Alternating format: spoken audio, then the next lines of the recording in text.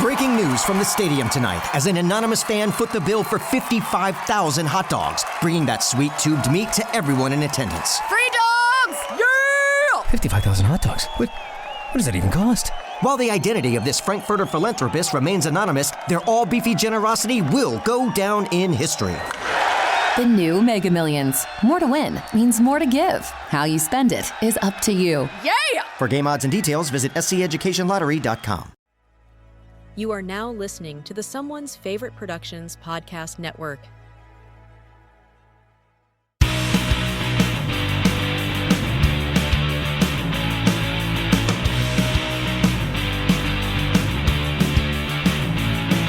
Hello there, and welcome back to the Disc Connected, here with Omar and Ranjit, who are the founders behind a company that I sincerely hope everybody hears a lot more about for this year. That is the Cloud Door. Gentlemen, thanks for making time for this. Hey, thanks for having us. Yeah, thank you for having us. The first thing that we should do is define what the Cloud Door is, and it is an upcoming boutique company that is releasing a Kickstarter for everybody to donate to. Omar, can you share where the name the Cloud Door came from? Yeah, so the name itself comes from a short Manny Cole film. It's kind of experimental film, which actually Ranjit did a screening of the Cloud Door at was it in Stuttgart, was it, or Frankfurt? I can't remember. It was the year before last. I did one in London at the Garden Cinema, which is a new cinema in Covent Garden, and yeah, we did one together in Frankfurt as well. Nice. Yeah, so the idea was, I think we've always been big fans of kind of alternative Indian cinema, and Manny Cole is kind of like so important and critical to kind of the experimental avant-garde side of kind of Indian cinema. So it's a very we felt it was a very kind of apt title as well, very catchy as well, and kind of fitted into kind of our kind of ethos and spirit, or kind of what we want to do with the label. Is that we are interested in genre films at the same time, but we're also very much kind of focused on kind of independent, kind of alternative, esoteric, marginal kind of films that are out there, which often don't get, a platform and don't get seen by kind of film audiences and, and collectors as well. So it kind of came from our kind of appreciation, understanding, and love of kind of Manny Cole's kind of work, really. It's a noble mission. It's something that is vastly underserved across many of these boutique labels. Ranjit, you guys are focusing on South Asian cinema, primarily Indian cinema. Obviously, there's a very big hole missing in that market. But one question I'd love to hear is, why has that classically been so underserved or difficult to license for many of these other companies? It's really fallen away as a market. I mean, growing up in the UK in the 80s, the actual South Asian communities, and in fact, even other immigrant communities. So I'm from the Midlands. Omar, you're from the north, and there's sort of decades-old South Asian immigrant communities in those areas in the UK, but also the Chinese community in Liverpool, the Turkish community in Berlin and parts of Germany were at the forefront of the VHS home video market in the 80s. They set up their own stores, and as well as renting out the latest blockbusters, they also imported a lot of stuff from their home countries. So I grew up, weekly visits, multiple weekly visits to the local VHS store, renting a whole load of not only latest releases, but old movies from the 40s and 50s, as well as the latest latest US blockbuster that was available on video as well. Yeah. So I think there's always been a market in terms of people wanting to watch this stuff. What's really changed over the last few years is I've noticed whenever I visit India in the past, even up until maybe about 10 years ago, you could pick up really good quality like DVDs of your classic favorites and really cheaply, and they were very well made, and they had English subtitles, and they were decent copies. And that has pretty much disappeared, I would say, in the last 10 years. The only way you can get your hands on this is usually sort of bootleg copies from like local grocery stores and mobile phone stores, where it's sort of 3 films to a DVD, not even a DVD, like a VCD, like really low res sort of YouTube rips. Because no one's interested in this stuff. It's all available on streaming. All the major streamers have sort of entered the South Asian market now, and often this stuff, particularly I think during the pandemic, went straight to streaming effectively. However, there is I think what surprised Omar and myself when we just started teasing the idea of even doing this is there's a huge sort of demand for this regardless. I'd love to get a lot of these films on home video and watch them. I'd love to have all the extras. I'd love to have the lovely artwork. And I suppose, why is it still underserved now? I think there's also a sort of opacity, I would say, a sort of a mysteriousness about how do you license this stuff and how do you source this stuff that Omar and I have sort of tried to solve in our various ways as curators. And so that's given us the network to be able to sort of crack that open, not just for ourselves, but for other curators, for venues, for maybe other labels as well. So I think it's a combination of that sort of market completely changing over the last 10 years, but also for those people who are interested, just having no idea how you find these films and how you license them. Yeah, it's been really interesting to see people react to some of the major releases, especially from that part of the world that have hit, like Mono Macabro in the US that put out the Bollywood horror box set, and seeing the people literally like fall in love with the cinema as they finally get to watch through the films. What has really made me excited about this is you both seem uniquely qualified to tackle this. Omar, what kind of backgrounds do you guys have that has led to the professional ability to be able to tackle something as grand as this?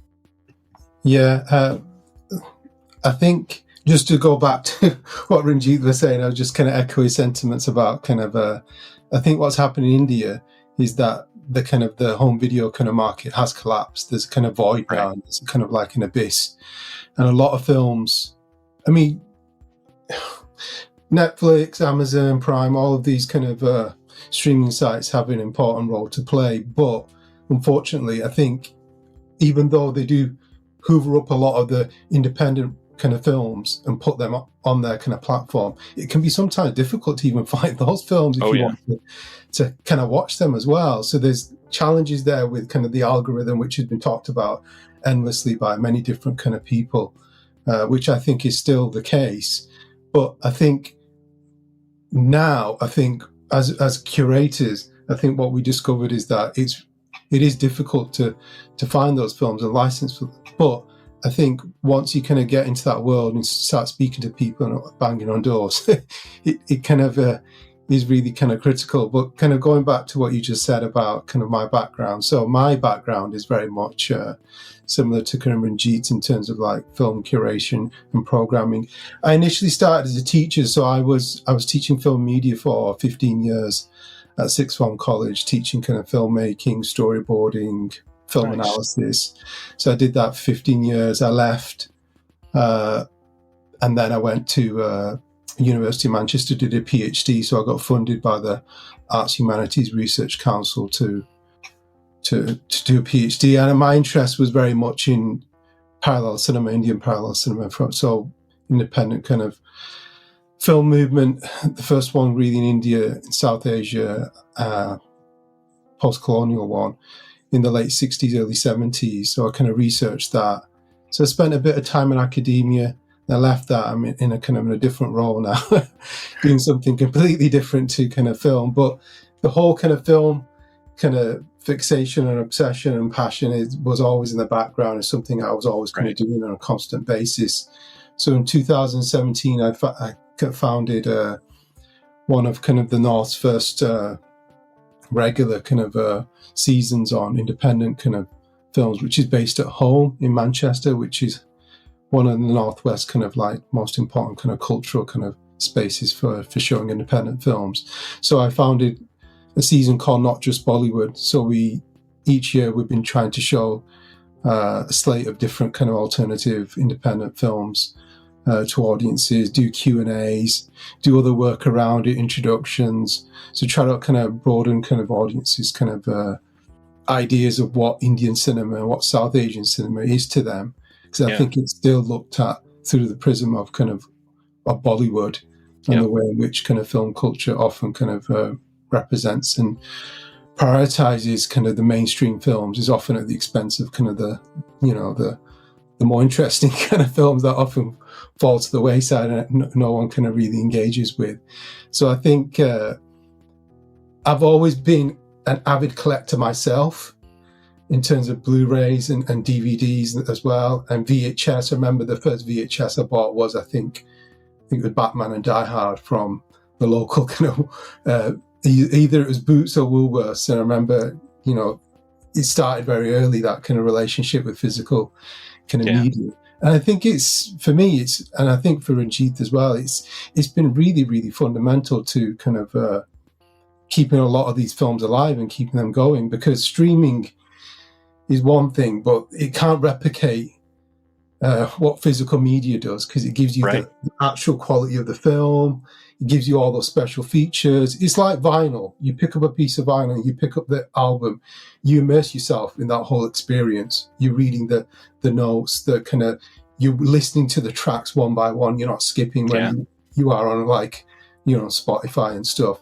So I've always loved that kind of culture and the investment and the time that goes into producing all these Blu-rays. So I'd always look at them and go, wow, it's incredible. Why isn't there something like this for South Asian cinema? There should be, because it's such a huge kind of, still is a very kind of gap in the market, really. So, and I always would tweet about it, write about it, and my gripe would be, why Criterion? Why aren't you releasing all these, Indian films? Same for kind of like Arrow, and I think, was it Masters of Cinema, Eureka? There were moments where those boutique labels have flirted with the idea of kind of releasing Indian films, but they've often gone down the route of strategic Ray films, which is, the classic kind of default position, just release a Ray film and we'll be okay. And I think when I spoke with, I remember speaking with Nick Wrigley, who I think was involved with Masters of Cinema, Eureka initially. I think he works on Indicator and Powerhouse and stuff now. And when I said to him, look, why you only released that one Ray film, which was Abhijan, and it was on DVD, and said, come on, let's do some more. There's so much stuff out there you could release. And I remember the comments coming back with that there's just not an appetite there. Audiences don't want to buy these films.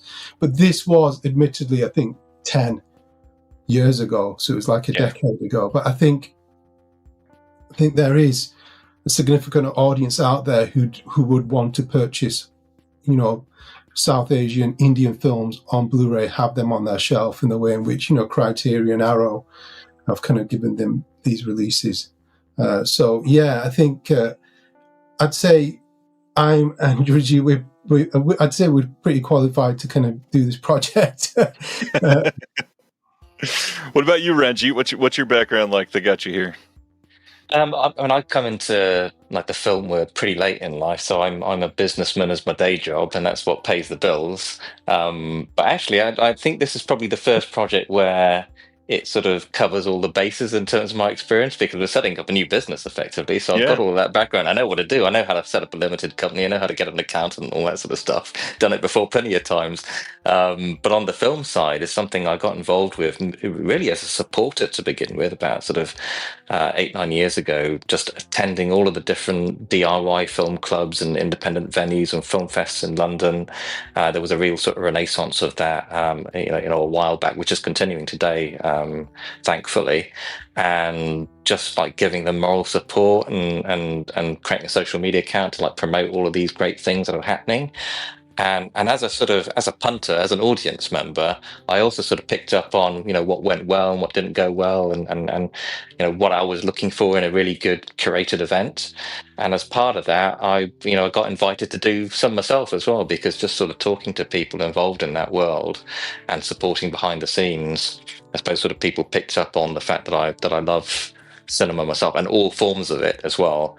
And were interested in my choices and in putting them on in venues and talking about them and doing all the sort of extras as well.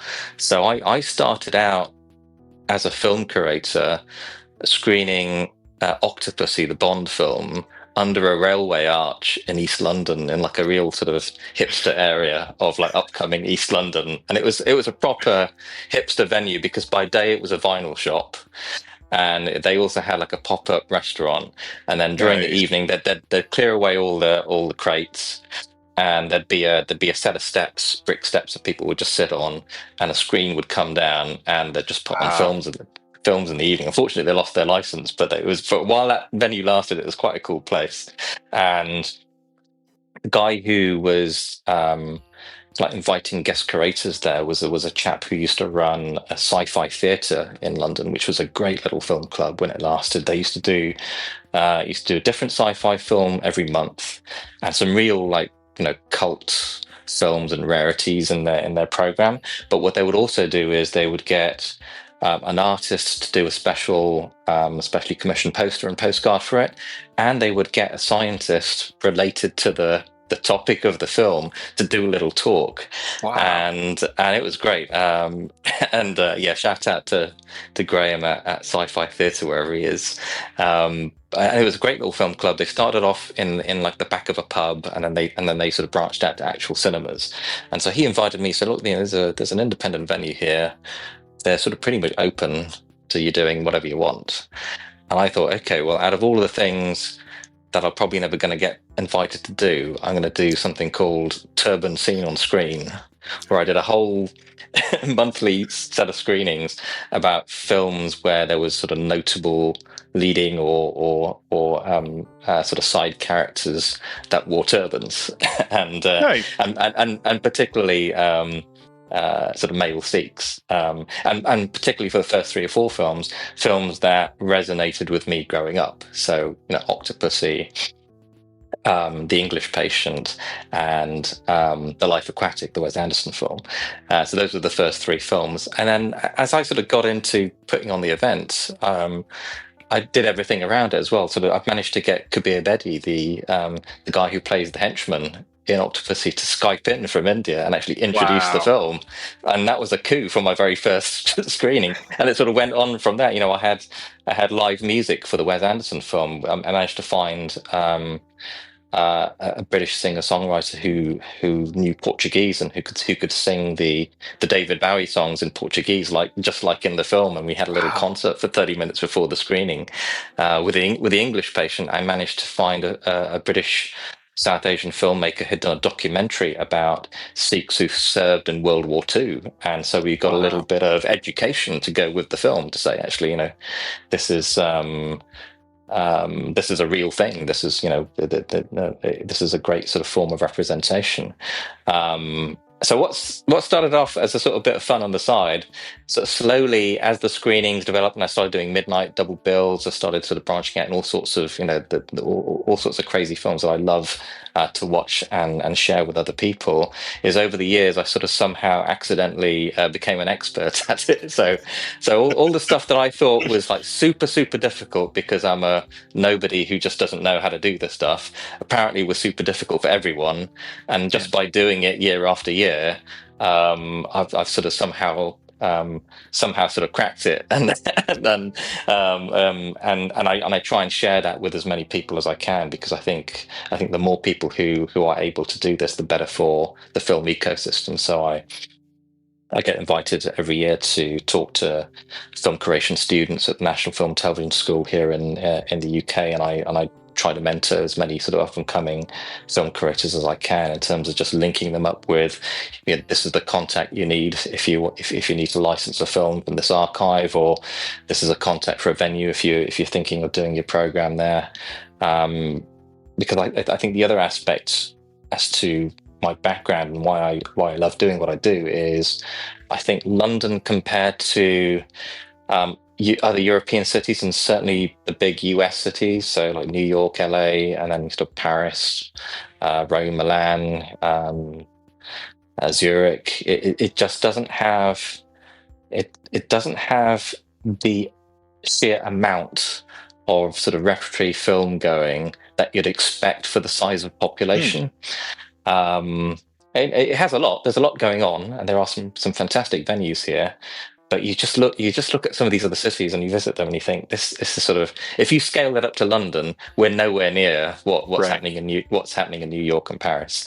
And so I think in that void of big cinemas or institutional film institutes and the like sort of doing this stuff, it's the DIY community, it's the film club putting on a DVD in their local library or church hall are sort of filling that gap, and I'm sort of glad to be part of that community, really.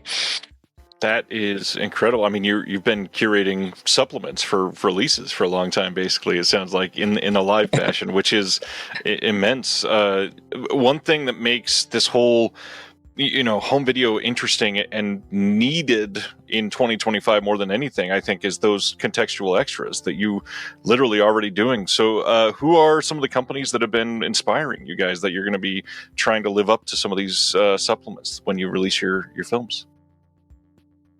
Well, if I can just say a shout out to some of the anonymous companies first, because as a film curator, if it wasn't for, so for example, I screened like an old French black and white film. If it wasn't for the fact that a Korean distributor had put that out on DVD, I wouldn't have been able to get a decent copy of it. So it's similar to, I think I've got it near me. Just give me a moment. Like I'm screening this film later in the year. It's a British film called Our Mother's House with Dirk Bogarde. Now, I've managed to license this from a major sort of licensing firm, but you can't get hold of it anywhere. So it's only because there's this archive collection DVD of it that I'm able to screen it at all. And I'm not sort of a format snob. If I have to screen it on some 90s DVD, I will. It's better than not screening it at all, quite frankly. I don't want to be sort of tied down to just what's coming out the latest restoration circuit, although I am thankful for all the sort of new restorations that are coming out. I don't want to just be sort of bound to that. So a shout out to all those 90s DVD producers and 2000s that and their stuff is still circulating on eBay, and if it wasn't for them, quite a few of my screenings just wouldn't have gone ahead. In fact, even the screening of The Cloud Door, which our label is named after, if it wasn't for the German producer who had commissioned Money Call to make that unusual erotic short film for his compilation DVD called Erotic Tales Volume 1 that I think was published in the 90s, of which I have a copy, you wouldn't have been able to even see that film because you can't get a hold of it any other way. There is no high definition transfer of that. So a shout out to all the anonymous labels first, and then in terms of these days, I mean, I'm a big fan of what Vinegar Syndrome is doing in the US. I mean, there's just if I could afford to import everything, I would, but I have to sort of pick and choose. I think out of their sort of sub labels or partner labels, I really love what Canadian International Pictures is doing. They're incredible, and I love the packaging of it as well. They pick really good artists. Yep. They have really good extras on there, and they are sort of genuinely films that no one else would otherwise release. So they're they may be limited editions, but I think those actual artifacts will live on for decades as a way of curators being able to access that material in a good format enough to potentially screen. In the UK, we have Radiance Films that are doing a cracking amount in terms of just getting things out there and making things available. Omar, I'll hand over to you. You're a big collector. You're a much bigger collector than I am. Yeah, no, I think you mentioned who did you just Radiance? Yeah, I think the usual suspects really is kind of like things labels like Criterion Collection, Arrow. I think Second Sight are doing some great stuff as well. I think in terms of where we're headed, in terms of like South Asian, Indian kind of cinema, I think Second Run has been really important in the work that they've done here in the UK. So Melly Modi, who kind of founded and set up Second Run, is still going. They still release a lot of really important Eastern European kind of films, but they've also had a concerted effort. I think they've not been I think they've done brilliantly to release whatever they can in terms of the South Asian films. So I think a couple of films from Adur Gopalkrishnan. I think they've done also just recently one that I've kind of written the essay for the booklet. I forgot what the film is now. Ishino has been released, which is a Manipuri film. And also most recently as well, they did the Govindan Aravindan film, Tampu, The Tent, which has also been released by them. So I think Criterion, Arrow, Second Run are really important. So a lot of those kind of labels, but I think those labels have been consistently brilliant in terms of their authoring of their kind of discs, in terms of their booklets, artwork as well. I think those are the things we want to kind of aspire to and kind of been paying very, very, very kind of close attention to as well. I think it's a growing market though. I think every time I kind of look and go online, I'm seeing a new kind of label emerging. I think A24 are putting out their own stuff now, which is like a beautifully kind of packaged, and kind of the love and care and attention that kind of goes into all of this is really something that I think we want to kind of aspire to, and hopefully we can. The fact that you guys are listing details on your Kickstarter page that are transparent and things that matter to people that are buying these, like authoring by Fidelity in Motion, you can tell that you're immersed in this world. You know what you're doing. When you were setting out to make decisions on these, what were some of the just really obvious, this is absolutely what we have to have on every single release type of decisions? So when we were really starting out, we knew nothing, quite frankly. So sort of the origin story would be, I think, Omar, it was your tweet. You posted online basically saying, hey, what if I started a label on North Asian cinema? And like, you got a huge response. Well, one of the responses was me like messaging you saying, cut me in on this. I've been thinking about this for years. Let's do it. And but we literally knew nothing. I mean, we had contacts. We were, we bought home video. We were users. We were customers. We knew about the licensing angle from screening this stuff, and I suppose we've got our film knowledge in terms of, we know which films potentially would resonate in terms of the ones that we would like to release. But we literally knew nothing about how do you actually create a Blu-ray, like what are the steps, and we had to sort of piece it together, jigsaw piece by jigsaw piece, over about, it took us a year, didn't it, Omar? I'd say, okay, you got to author it, you got to get the materials, you got to get this, you got to get that, or get the packaging. The manufacturer is a different company. There might be a broker between you and the manufacturer, but all of this stuff, and the people in our network were like really, really helpful. And I think it's probably down to that original point in terms of everyone wanted something to happen in the space, the South Asian space. So everyone has been really willing us to make this work. And because of that, they've been super generous with their contact books, with their advice, with their tips. Either other labels, for example, or people in the world who are collectors, who tell us from a customer perspective, what do you look for when you buy a Blu-ray? What do you actually what do you sort of care about in particular? And they tended to be the same things that we cared about. So that's sort of, okay, we're on the right track then. And I suppose, Omar and myself have our sort of particular strengths. Omar's great with the copy. He's written a book about parallel cinema. He can be an expert on all sorts of releases. And I suppose my background in terms of the event side, branding, packaging, commissioning artists, I was able to go out to my network in terms of, can you help us with a logo? Can you help us with a custom slipcover and all that sort of stuff? So I think between the two of us and our sort of contact books and the generosity of people we knew, we sort of pieced it together bit by bit. And I suppose what do we care about, and why does that come out on the Kickstarter is what we want to do, and this is aligned with my programming as well. is we want to sort of break South Asian cinema out of a sort of ghetto, basically. You know, we don't want people to see it as it's this niche thing.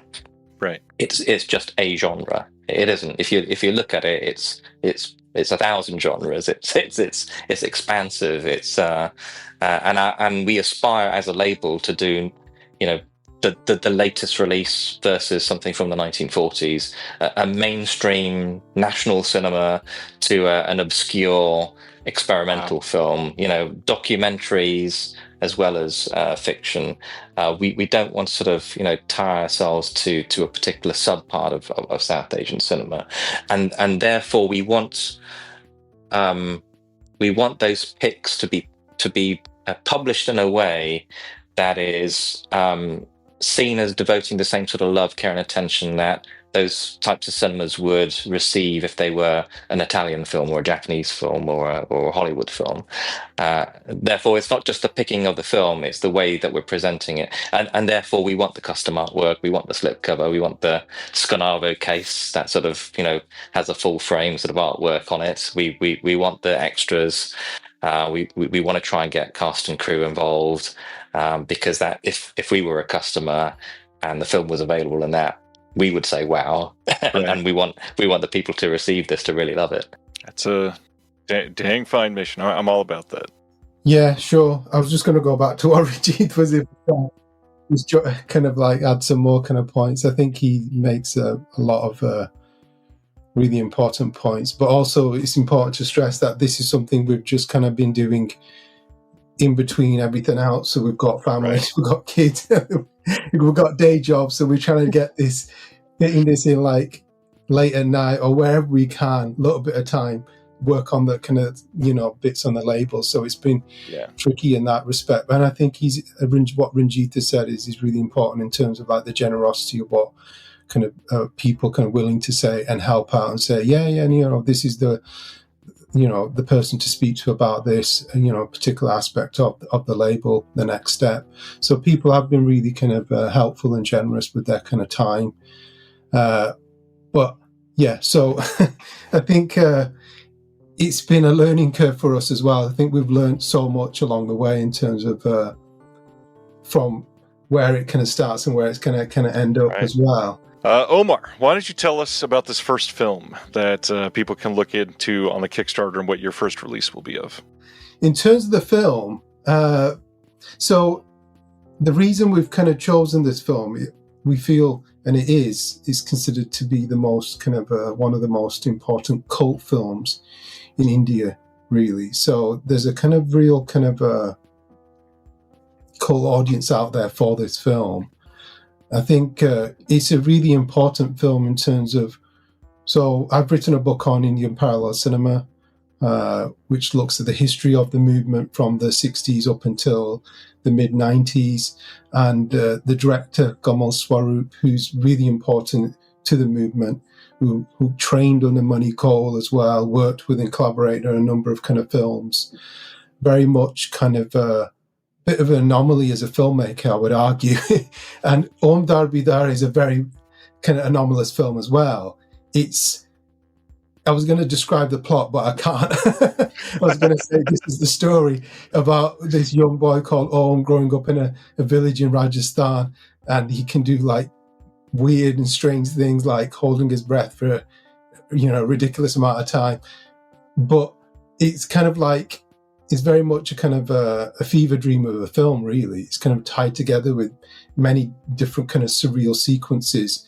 But there's nothing quite like it in Indian cinema. When you do watch this film, it kind of gets under your skin and you start thinking about film as well, but you start thinking about kind of Indian culture, about kind of history, about politics, about science. It makes you think and it kind of opens your mind. So it was weirdly enough, it was kind of like the way in which it was marketed very much as a kind of like a LSD kind of trip, psychedelic kind of experience, which it is actually, depending on how you watch the film and what kind of mood you're in as well. So I think this is and Kamal Swaroop has been really generous with his time as well, and kind of like when we kind of approached him initially, said we're going to, you know, we want to release Om Dar Bidar as a kind of on Blu-ray. He's been really, really kind of instrumental in kind of making sure it does happen as well. So it's important to avant-garde experimental cinema in India, but also the history of parallel cinema. It's a really, really critical kind of film in terms of cult kind of cinema in India as well. So I think those are some of the reasons why we feel it feels like an appropriate kind of first release. I know Ranjit is a huge fan of the film himself. He can talk more about. He has shown the film himself, I think, a couple of times. Yeah, I think the film has only been screened 3 times in the UK. That the first time I was in the audience, it was at the London Film Festival. It was a recent restoration that was doing the rounds of the sort of film festivals, but it only got screened the once, as far as I know. And then I got hold of it, screened it myself, and I invited Omar along, and we did a double bill of Roger Corman's The Trip with Kamal Swaroop on the Bidar, and we talked about that sort of circular connection of the Roger Corman's film sort of tapping into that sort of world of Leary and sort of Tibetan philosophy and Indian philosophy, and sort of marrying that up with this sort of chemical substances that can sort of achieve the shortcut to enlightenment. So using Indian philosophy to sell drugs, and then this sort of restoration marketing where there was a great sort of pull line on the poster that this was the great Indian LSD trip. So using then a sort of an American film trope, which was used, in other films as well, like Kubrick's 2001 was I think on the poster, this is, you're going on a trip, this idea of experiencing a film in a cinema as a sort of mind expanding experience, then being applied to this otherwise very unclassifiable film. Because how do you sell this film otherwise? It doesn't fit into any genre or type. Right. It doesn't conform to any sort of expectations. So I found that fascinating as a sort of connection on a double bill basis. And then the third time that I know that it was screened was one of the students that I met at the National Film and Television School actually was doing a season and wanted to screen it. And he'd actually studied under Kamal Swaroop in India before he came to London, and I connected him up with the archive to get it licensed. And in fact, that was the first screening of the film done under the terms of our new license. Because the other thing to talk about is we're not just a label; we want to be a film licensing service as well. Because as curators, one of the biggest frustrations we have, not just with Indian distributors, but I get it with French and Italian and other distributors as well, is some people just don't understand the economics of indie cinemas. You want to screen a film in a 40-seat tiny little micro cinema, you can't charge hundreds and hundreds of pounds or dollars, because you're never going to make the money back. And they're used to only having their films screened at major festivals, like a one-off screening. They'll make a few thousand, and then that's it. It will never be seen again.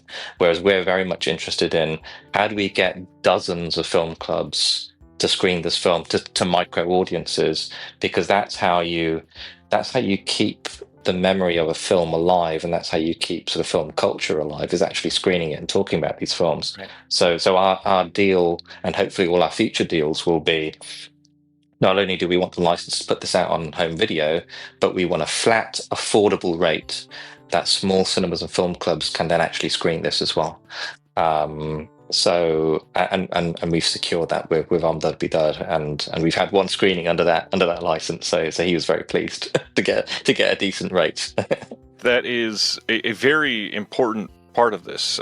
One thing that has, even just from the first time that you both started talking about this online, it felt like the start of something special. It felt like something that this is people advocating for an entire movement, an entire generation of film that had not had not free access, but like even the ability for people to truly discover. And yeah, the way you describe that is immense. I'm so appreciative of that. And to tie it to one other thing on your Kickstarter, you use a very specific word that I immediately fell in love with, and I want to hear what it means to you, because on your Kickstarter you list South Asian films and diasporic films, and that is,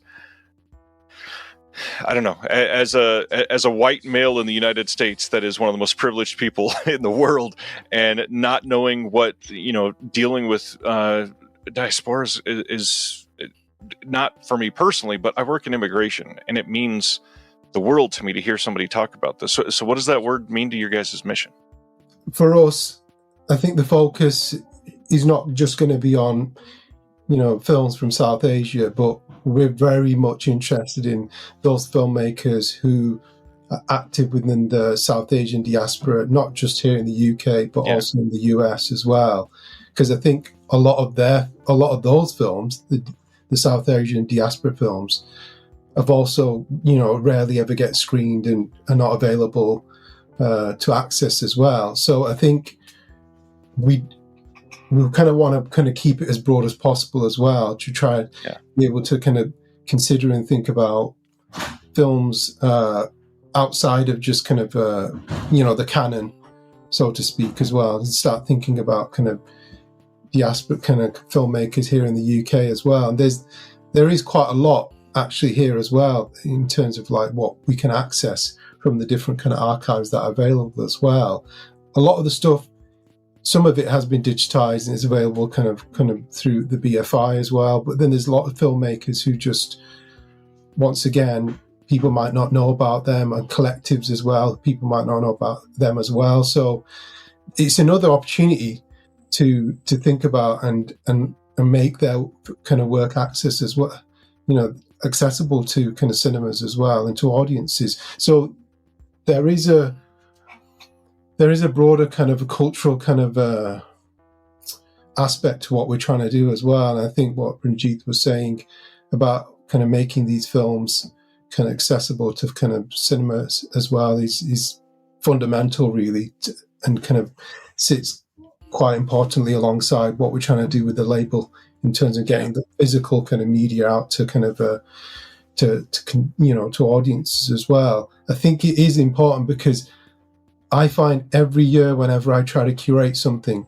I come across so many kind of barriers when it comes to discussing and negotiating with cinemas, because they just can't get the fees that some of these distributors and licensee kind of rights holders are asking for. Is just simply extortionate, and it just doesn't work, and it's not practical in kind of the economics. That model that was there before is not sustainable now, so it's very much the lower the fee, the better it is, really. I think that's what we're trying to do with Omdar Bidar. I think is going to be kind of like hopefully open the door, and other people we're hoping will also take note, because I think a lot of Indian distributors based in India who've got offices around the world don't really understand the dynamics of kind of the way in which audiences work, and also what cinemas are facing, independent cinemas are facing, so many cuts and so many kind of budget issues, and audiences kind of are changing as well. So there's many different factors and dimensions to the way in which Indian distributors and license holders kind of sometimes close their eyes to and just oblivious to. So I think our model, hopefully, once it's kind of put into practice, we're hoping kick open a door for kind of other people to take note as well. So we're in this very much for kind of film audiences, and kind of, I'm going to say educating kind of audiences, but kind of really kind of broadening kind of their understanding of kind of what South Asian cinema can be, really. It's important. So looking at the future, I know that a lot of people that have never started a label, which is most people, don't necessarily grasp that you can't just start and put 5 films out a month. It's literally not a feasible thing unless you are inherently grotesquely wealthy. So what are the future plans for the Cloud Door? To your point, we're starting with the very conservative ambition of one in our first year. Like, if we can do just one, then at least it's sort of, we'll get an all round experience of what it actually takes to get, because we've done the theory, we've got everyone lined up, we've got the supply chain all sort of in place, everything budgeted, but we've got to actually do it now. And rather than just assume it's going to be a breeze, we've said, okay, we're going to give ourselves a year even just to get this release out. So hopefully, if people are seeing this and the Kickstarter is live, bear with us. I think we've put a date of March next year. I think that gives us enough time, hopefully, to get all the extras filmed, get all the authoring done, get it all manufactured. I think also it's a good test because it's all very well getting the sort of fantastic response online, but it's only once people actually buy or pre-order the stuff that you really know it's viable and that it has legs long term. And fingers crossed it does. But yeah, we won't be scaling up massively in the short term. Like let's get one done. Right. It'd be great if we could move to 3 or 4 a year. If this is viable, if it generates enough income that we could get some other collaborators or partners or staff on board, then maybe you can scale up even more. I mean, there are literally thousands of films that we could potentially access, but it's definitely going to be a slow start. Establish the label, establish the brand, establish whether it's even viable, learn how to do it. Before we sort of ramp up massively, if at all, because it may be that due to our other sort of commitments, we've got to keep it fairly boutique. But we've already got a slate of sort of other films. I mean, one thing that's been really amazing is filmmakers actually just reaching out to. We haven't even got a label yet, and filmmakers are contacting and saying, "Hey, have you seen my film?" And we'd love to get out of it because.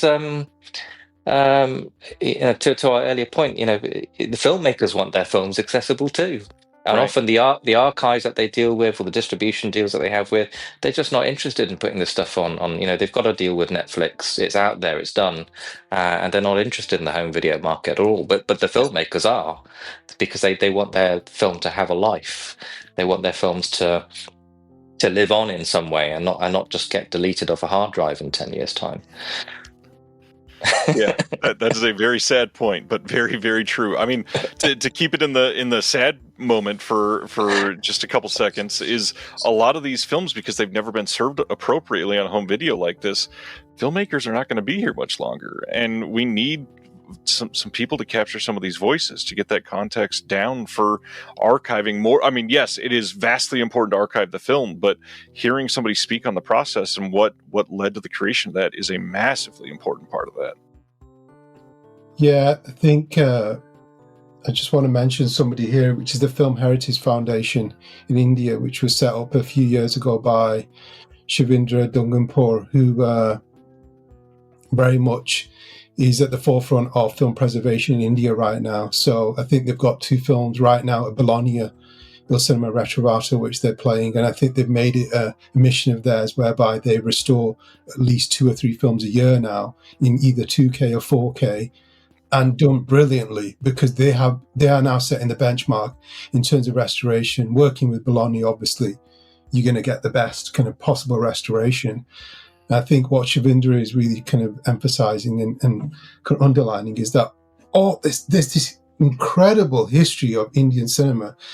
So many films out there, and it's mind-boggling and bonkers to think that the Citizen Kanes, the kind of the Gone with the Winds of Indian cinema are just not available on the way in which they should be and appreciated and seen in people's kind of homes and even in the cinemas as well. It just doesn't exist, and it's just crazy to think that we're in that situation still.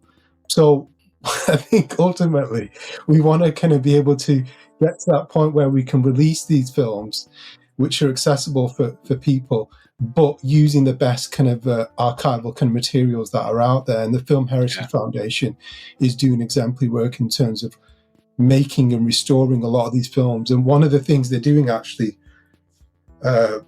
this week, they're having a discussion on restoration at Bologna, Film Heritage Foundation, and they're talking about Cholet's restoration, which they're doing right now, which is a long time coming. Probably, still one of the arguably the most famous kind of and popular Indian film ever made.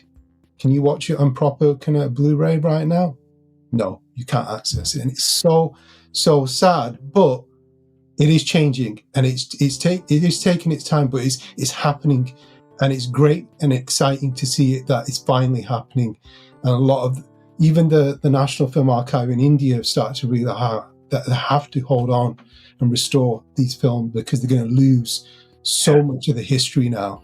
And I think we can play a really important part in kind of becoming a conduit in terms of getting those films to collectors, to people who kind of want to watch these and own these films, because Mother India deserves to be on the same shelf as Citizen Kane and, the phone, Truffaut and Godard and everyone else. So I think it's important in terms of film preservation is really is starting to kind of turn a corner in India as well, which is great to see. I think that's going to be important for us as well in the future.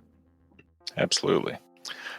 Is there anything I failed to ask about that you guys want to share before we call it a day?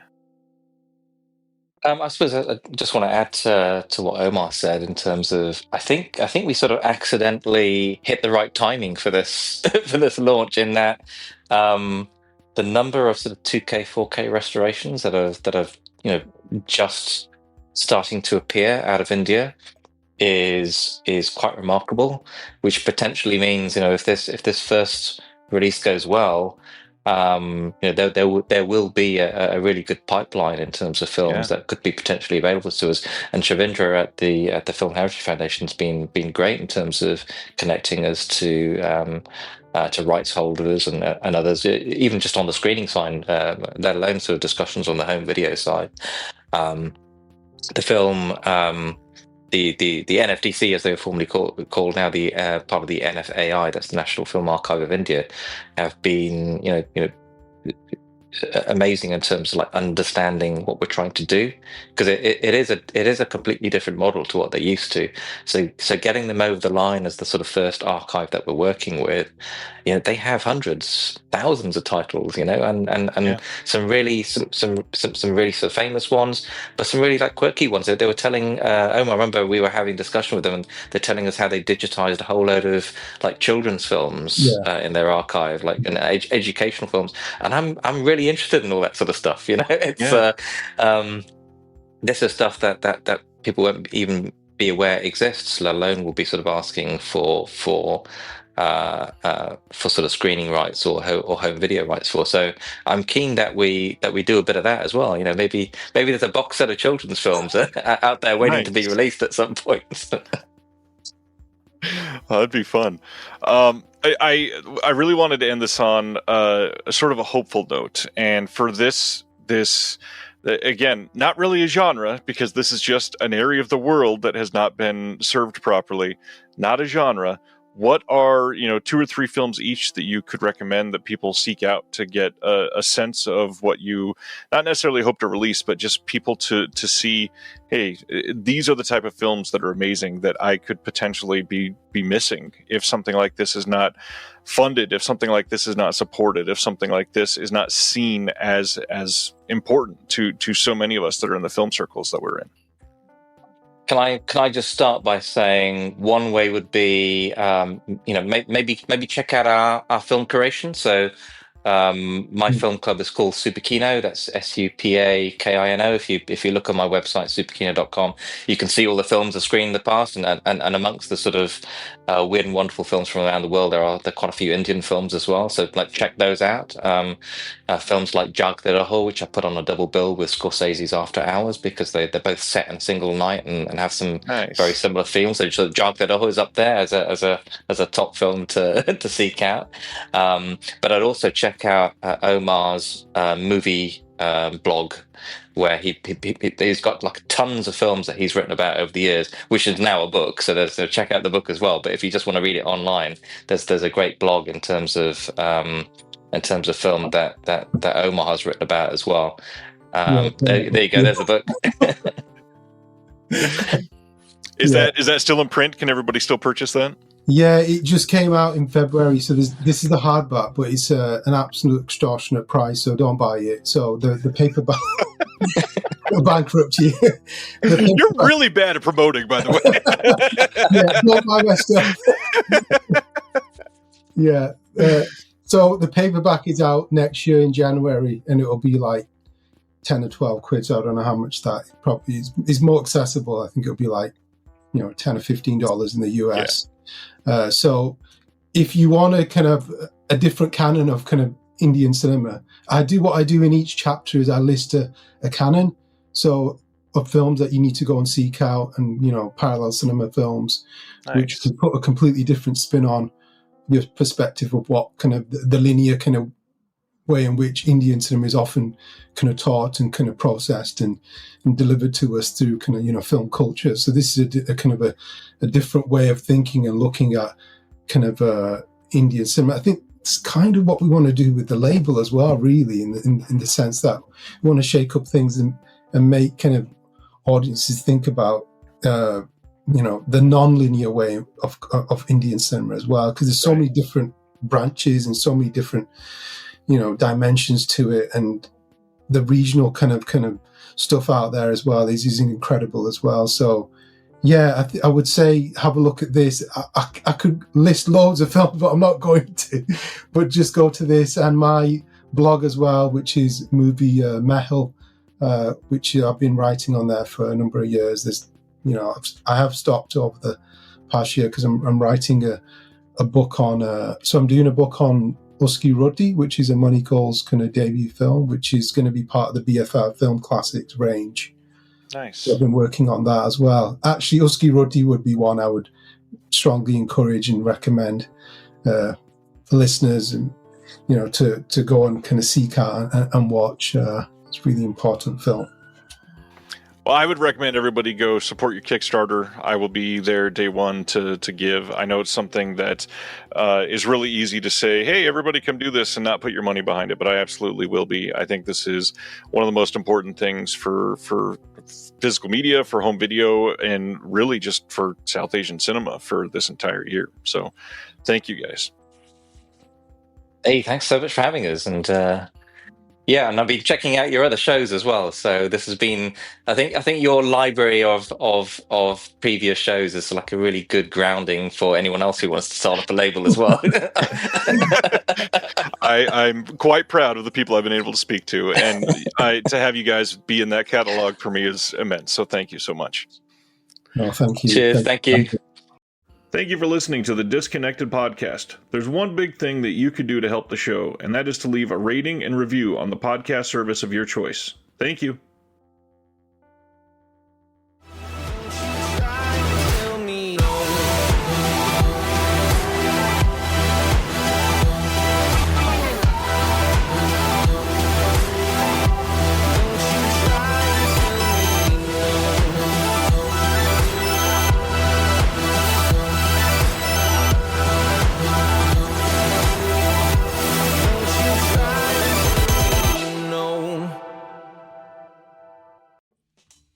Do you love movies? So do I. What's up, y'all? It's KB, and I love movies. Inviting you to listen to The Conversation, a film podcast where passion meets perspective and opinion. From the old school to the new, I invite a guest on to discuss the movies that thrill us, challenge us, break our hearts, or even blow our minds. There's always new episodes dropping wherever you get your podcasts. So join the conversation. We don't just watch movies. We love talking about them too. The Conversation with KB Loves Movies, a part of Someone's Favorite Productions podcast network.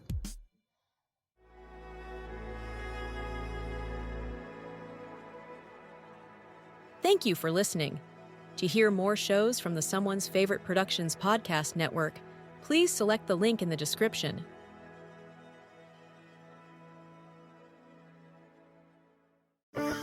Having a life scholarship and being able to afford to go to college made me feel inspired to go. When I got a life scholarship, it was such a relief. I knew that I wanted to have an impact. Having a life scholarship through the SC Education Lottery was huge. It gave me the opportunity to make that impact right here at home. The South Carolina Education Lottery. A better you, a better us, a better South Carolina. Visit sceducationlottery.com/betteryou.